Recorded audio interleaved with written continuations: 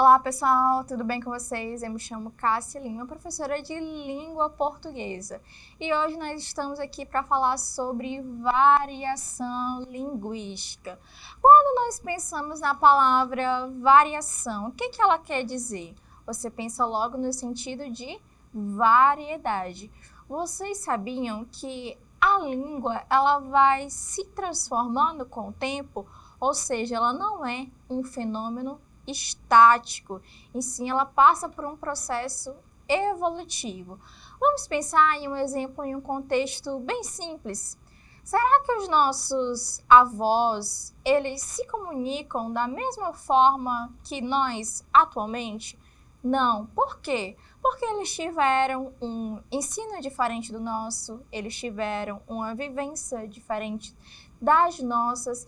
Então, esses contextos, esses processos sociais, culturais, vão transformando a língua com o tempo. Então, vocês vão compreender quais são os tipos de variedades linguísticas. Então, vamos lá.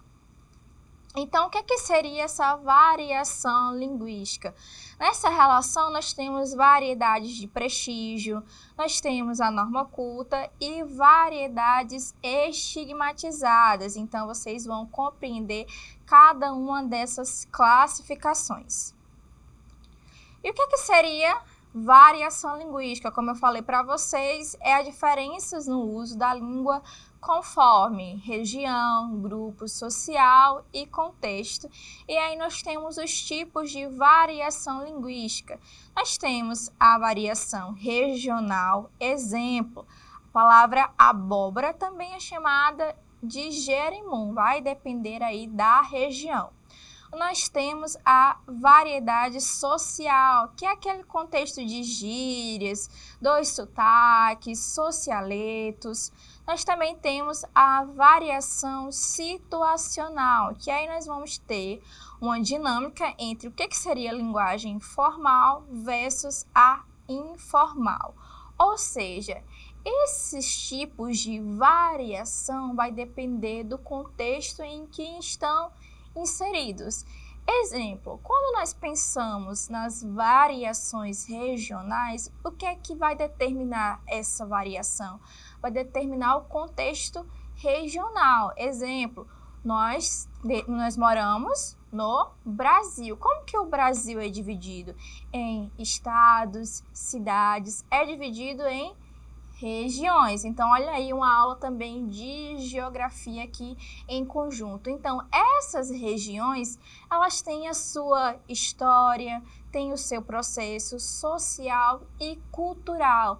Então, vamos lembrar dos pratos típicos de cada região. O que é mais famoso em cada região? O que é famoso aqui na nossa região, no estado do Acre? O que é famoso em Rio Branco?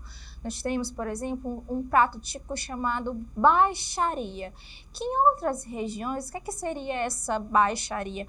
Não é naquele sentido de briga, nessa relação, não, mas é no sentido de falar o quê? Que é uma mistura ali de sabores, porque nós temos o cuscuz, temos a carne moída, nós temos o ovo, nós temos as verduras. Então, olha só a multiplicidade de ingredientes presente nesse prato.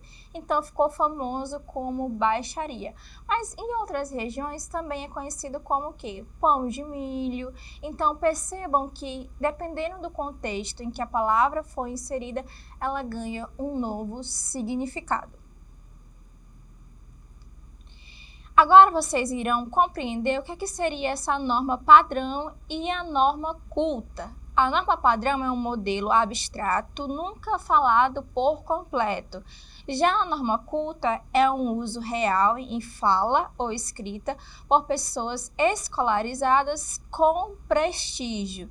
Aí vocês devem estar se perguntando, professora, eu não consegui identificar qual é a diferença entre norma padrão e norma culta.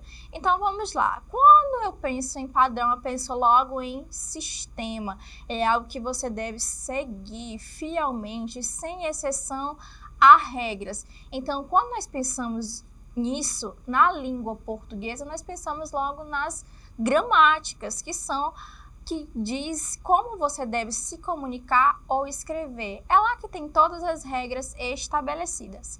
Então, essas são as normas padrões, padronizadas. Já a norma culta são aquelas que são mais escolarizadas. Sabe quando você está assistindo um jornal e lá os apresentadores estão se comunicando? Eles tentam seguir a norma padrão fielmente, mas será que nós conseguimos reproduzir esse padrão corretamente, ali seguindo fiel cada regra? Não. Então, a norma culta ela tem esse uso mais real da fala. E pessoas com prestígio, por exemplo, professores, apresentadores, jornalistas. Então, é mais nessa relação. Agora, vocês vão observar exemplos de uso situacional, lembrando que esse uso faz parte da variação que vai depender do seu uso situacional. Então, aqui eu coloquei uma situação oral numa conversa que fala assim. Então, tipo assim, eu tava lá e ele chegou do nada, sabe? Olha só a marcação do tipo assim, é igual quando você está escrevendo lá um texto e você coloca eu acho, e aí o professor vai lá, circula com aquela caneta vermelha, porque você não pode se comunicar assim quando você está nesse contexto de seguir a norma padrão da língua portuguesa. Então, aqui vai depender do quê? Vai depender da situação que você está se comunicando. Aqui, como é uma conversa informal, isso pode acontecer. Por quê? O que é mais interessante? É interessante que se tenha compreensão. Se houve a compreensão, está tudo bem. Já uma situação escrita num relatório acadêmico é diferente, porque quando você pensa em um relatório acadêmico, você pensa que deve seguir as regras, padrão da norma da língua portuguesa. Então, vamos lá. O evento ocorreu de forma inesperada, conforme registrado no momento da observação. Percebam que, de forma sintática, de forma como essa frase foi organizada, faz um sentido mais organizado, é diferente da frase anterior. Por quê? A frase anterior, ela tem essa marcação informal, com o tipo assim. Então, percebam que num relatório acadêmico isso não é presente. Então, essa variação situacional, a linguagem ela muda de acordo com o canal de comunicação. Fala vezes escrita e o propósito da mensagem informal vezes acadêmico. Ou seja, essa variação situacional ela vai se adequar ao contexto. Uma coisa é eu estar me comunicando, por exemplo, em sala de aula, eu estar apresentando um seminário. Outra coisa é você estar se comunicando com um colega, com um familiar. Aí sim é possível essas marcações informais acontecerem, certo? Já as variedades de prestígio estão muito relacionadas com sotaque urbano, culto e linguagem informal. Possuem mais prestígio social, usadas em ambientes como mídia, escola, entrevistas, governo. Por isso que a nomenclatura fala variedade de prestígio, porque tem uma certa importância. Olha só, jornalistas, quando você vai em uma entrevista de emprego e você quer se comunicar mais usando a norma culta, então essas variedades elas têm essa característica. Para além disso, nós temos as variedades estigmatizadas, que são aquelas que estão relacionadas com os sotaques regionais, gírias, jargões, níveis populares, considerados errados, por isso que eu coloquei aí entre aspas, pela norma, mas no uso cotidiano é correto. São, na verdade, legítimos usos da língua em diversos contextos. Que foi aquele exemplo que eu falei para vocês, que a forma como algo é chamado em uma região pode mudar em outra. Vocês sabiam que falam que a acriano tem sotaque? Por mais que você acredite que não, quando você viaja para outras regiões e você começa a se comunicar, as pessoas começam a perceber que você fala diferente. Falam que, por exemplo, nós, acrianos, nós falamos cantando. Por quê? Porque nós falamos muito rápido. Então, talvez não seja um sotaque tão marcante, mas nós temos sim algumas marcas, nós também temos a nossa identidade, seja ela social, cultural ou histórica. Então, nesse sentido, esse foi o objetivo da nossa aula, vocês compreenderem que todas essas variedades, elas são válidas. A norma culta só mais prestigiada, não superior. Ou seja, aqui, nessa relação da variação linguística, não tem isso de ser certo ou errado. Ou seja, sabe quando um coleguinha está falando e você corrige ele? Isso não é o certo de se fazer. Por quê? Você compreendeu o que ele disse? Se você compreendeu a língua portuguesa, a comunicação, ela já aconteceu.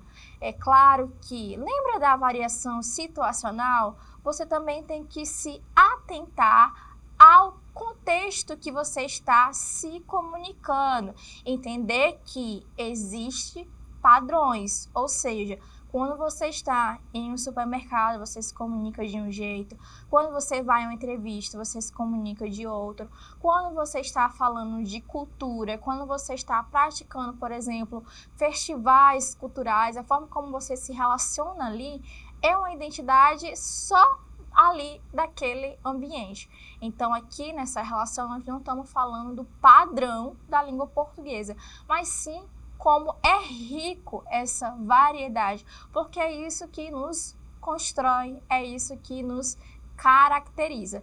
E nós também precisamos compreender que nós temos diversas vivências e que essas vivências, elas são o quê? Tanto coletivas quanto individuais. Então, o acesso ao estudo que você tem pode ser um acesso que o outro não tenha. Então, às vezes, ou o outro, ele não erra por querer, às vezes é porque ele não tem conhecimento daquilo. Então, nessa relação, eu deixei aqui uma reflexão para vocês. Você já foi corrigido por falar errado? Como podemos valorizar a fala de todos os falantes? Primeiramente, é compreender e se colocar no lugar do outro nesse processo enunciativo, comunicativo, seja ele oral ou de forma escrita, certo? Agora nós vamos testar os nossos conhecimentos com uma atividade bem legalzinha que eu preparei para vocês. Então, vamos lá. Aqui eu coloquei uma variação linguística regional, nomes de comidas, que é algo mais interessante e que nós acabamos tendo mais acesso. Então, a instrução aqui é completar essa tabelinha relacionando cada comida com os seus nomes usados em diferentes regiões do Brasil. Ou seja, em uma dada região, nós temos a nomenclatura cachorro-quente. Em outra região, você sabe como ficaria cachorro-quente? Como cachorro-quente é chamado? Cuscuz. Como que o cuscuz é chamado? Você conhece ele também como pão de milho? O refresco. Será que o refresco também é chamado de din-din, sacolé? E a macaxeira, será que ela também tem outras nomenclaturas? Então, a ideia aqui é que você faça esse jogo de palavras, vocês compreenderem como essas classificações iniciais na primeira tabela e como é em outra região. Então, a ideia é que vocês preencham com um nome diferente do que está sinalizado inicialmente. Então, agora vamos ver o nosso gabarito. Olha só, cachorro-quente em outra região também é chamado de dogão, de podrão O cuscuz também é chamado de pão de milho, o refresco é chamado de VIP, e aqui a intuito de curiosidade, vocês sabiam que o VIP é algo tão próximo nosso, porque sabe onde é chamado assim? Lá em Cruzeiro do Sul, a segunda maior cidade do estado. Então, olha só, de Rio Branco para Cruzeiro do Sul não é tão distante, mas já se tem uma diferença. Então, quando você pensa em VIP, você pensa logo o quê? Ah, naquela empresa de segurança. Você nunca imagina que é um din-din, que é um geladinho. Então, olha só como é diferente. Mas essa é uma marcação cultural lá de Cruzeiro do Sul. Então, o refresco também é chamado de VIP, de din-din, sacolé, lá no Rio de Janeiro. Também é chamado de geladinho. E nós também temos a macaxeira, que também é chamado de mandioca, aipim. Então, vocês conseguiram observar como essa variedade, ela traz, na verdade, uma riqueza para a língua portuguesa, o como é interessante conhecer, através da língua, a marca social, cultural e histórica de cada região. Então, esse é um tema que é bem interessante, é um tema bem amplo e que vale a pena o estudo. Então, eu espero que vocês tenham gostado dessa aula, tenham compreendido como essas variações são presentes nos nossos contextos usuais do dia a dia. E eu conto com vocês nas nossas próximas aulas e até mais. Tchau, tchau!